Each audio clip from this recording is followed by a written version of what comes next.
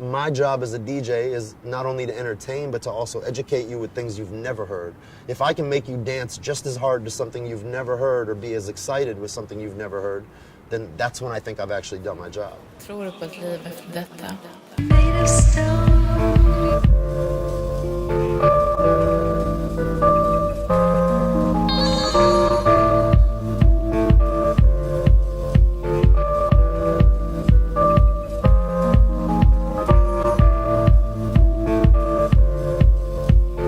Paris has come up a lot in the last 5 years, I would say for sure.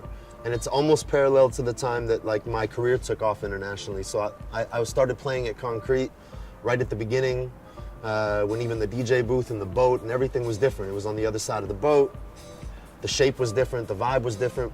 But the guys behind Concrete have true intention. So true intention always floats to the top, and they always are able to retain some integrity. And I've watched a lot of people, like we said, there's a lot of new promoters, there's a lot of new venues, there's a lot of people who come and go, and I always kind of judge people on that 4 to 5 year mark.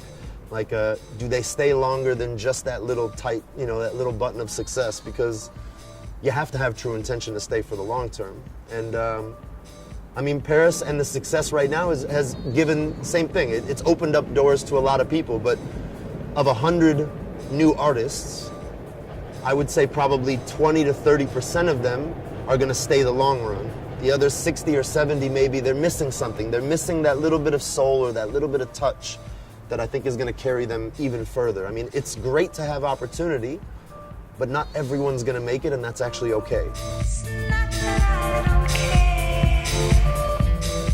So 2015 and Mistress Records. I mean, it was a good year. I probably did the biggest project I put together by doing three records, the Blonde, Brunette, and Redhead. And a lot of new artists on there. Some of them, it was their first time ever putting out a track. A lot of unknown guys. And then we did ASOC, and then we just did another Juxtaposition.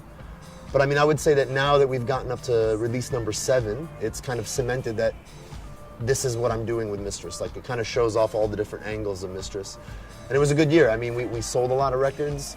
I think it still proves that if you put out good music, it sells. I mean, you don't need the hype, you don't need the name. We don't do any promos for Mistress. We don't push out DJ promos. Like, a lot of my colleagues, they ask me all the time, like, well, you put me on your promo list. We don't have one. And it just kind of proves that the records will sell if you put out good music.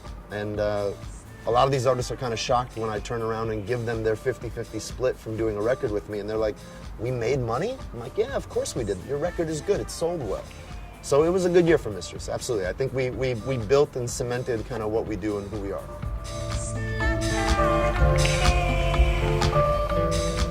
Hush.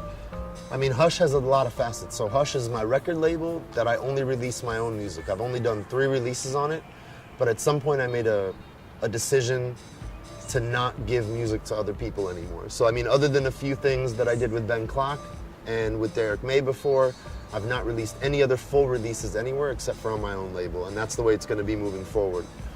So the other side of Hush is that Hush, I own a studio building in Minneapolis. I rent studios for the last 15 years. We have a Hush Sound. I run a sound company. And Hush Productions is what I've been doing, throwing parties. And so next year, we're doing 20 years of Hush. And to celebrate it, we're going to do one party in Minneapolis and one party in Berlin.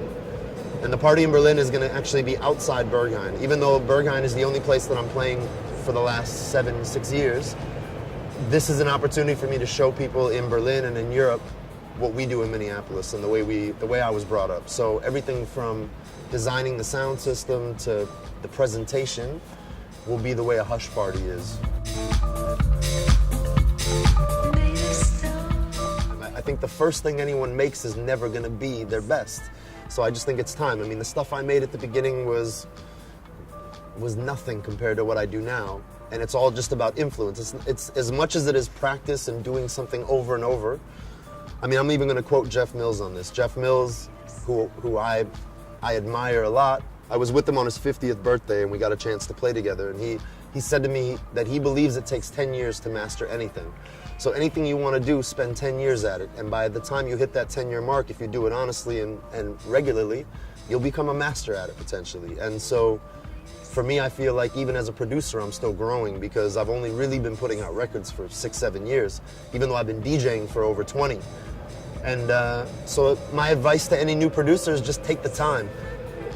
See everything from every perspective. Like I said, see it from the dance floor, see it from the stage, see it from the walking around the streets and being influenced. Listen to other music. Don't just listen to house and techno or whatever it is that you write. Listen to everything else that could potentially influence you to make the style or sound that you're going to create. I mean, you have to have a unique voice. There's too many people who are mirror images or copycats of what's already there. And the only way you're going to get remembered is to have a real, singular, individual voice.